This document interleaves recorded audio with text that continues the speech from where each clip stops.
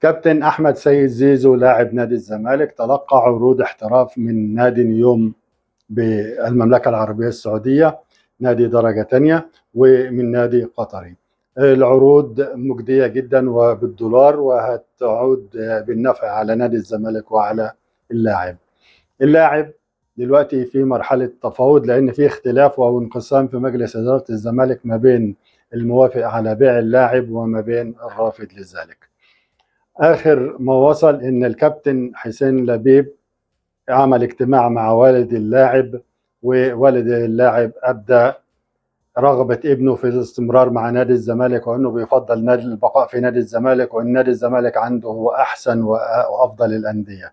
لكن كان طلبه أنه هيتنازل من جهته، إن كان جاي له 2 مليون دولار من بره، فهو عايز يجدد مع نادي الزمالك لمدة 3 مواسم، الموسم بمليون دولار، على إن يقبض بالدولار.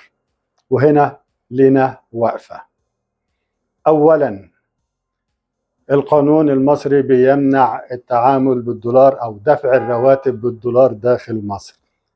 هتقول لي إن في لعيبة بياخدوا بالدولار، دول اللاعيبة المحترفين.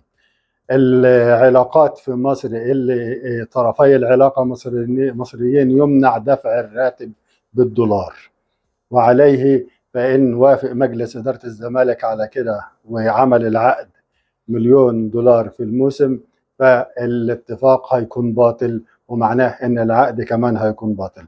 لا يجوز دفع الرواتب داخل مصر بغير العملة المحلية.